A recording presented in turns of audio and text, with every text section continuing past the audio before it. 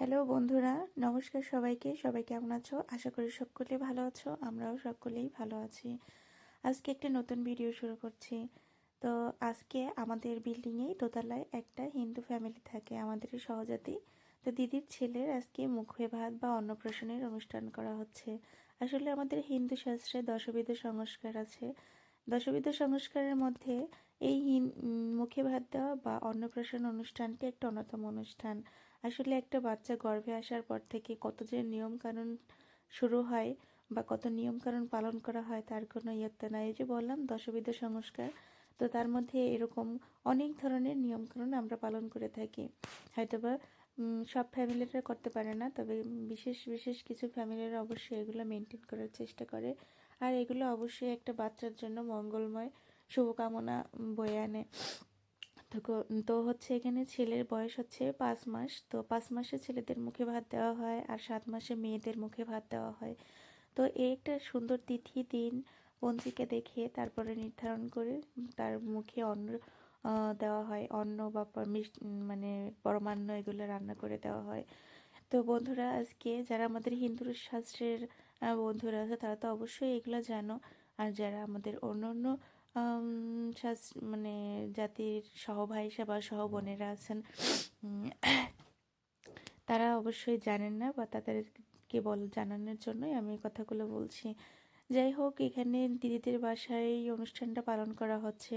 বিশেষ কোনো আয়োজন না, তবে ঘরোয়া পরিবেশে বেশ সুন্দর মতো অনুষ্ঠানটা পালন করা হচ্ছে। ওনার শ্বশুর বাড়ি বাবার বাড়ির কিছু লোকজন এসেছেন। আর আমার বাসায় কয়েকজন, আমরা যারা হিন্দুরা আছি কয়েকজনকেই শুধু বলা হয়েছে, তারাই শুধু এই অনুষ্ঠানে অংশগ্রহণ করেছে। এই যে ছেলের মা লাল শাড়ি পরে টুকটুকে বউ হয়ে সেজে আছে, আর বাবা ওই যে লাল পাঞ্জাবি পরে বসে আছে।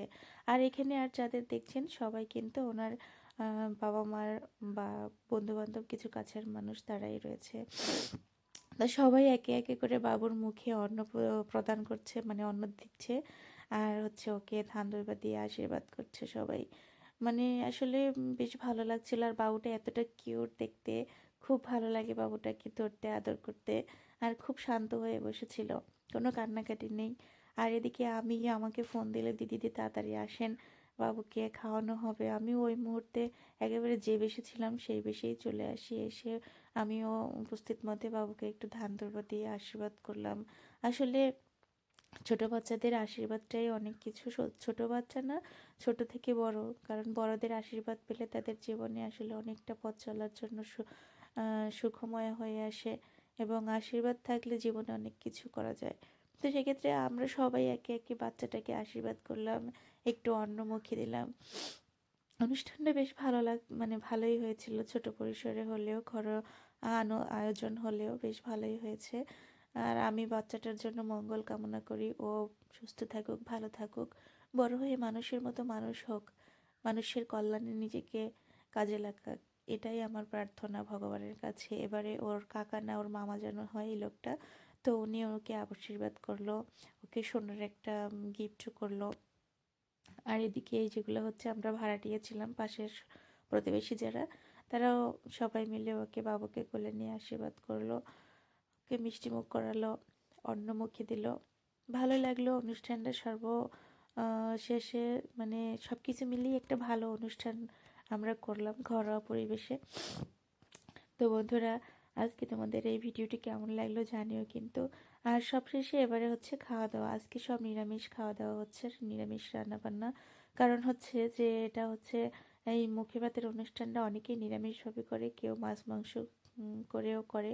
তো যার যেমন রুচিবোধ, তো আজকে সবগুলো কিন্তু নিরামিষ আইটেম করেছে, এবং প্রত্যেকটা রান্নাবান্না কিন্তু খুব সুন্দর হয়েছে, নিজেরাই করেছিল। খুবই ভালো হয়েছে, অনেক ধরনের আইটেম করেছিল আজকে খাবার মেনুতে। আমি বললাম যে আপনারা এত মেনু কিভাবে করলেন এত কম সময়ের মধ্যে। অবশ্য ওনারা অনেক লোকজন ছিল বাসায়, সবাই হাতে হাতে মিলে করেছে, হয়ে গেছে, কোনো সমস্যা হয় নাই। আর রান্নাগুলো বেশ ভালোই হয়েছে, মানে সবগুলো রান্না খেতে দারুণ টেস্টি হয়েছিল। আমরা খাচ্ছিলাম আর বলছিলাম। যাই হোক বন্ধুরা, আজকের মতো বিদায় নিচ্ছি। সবাই ভালো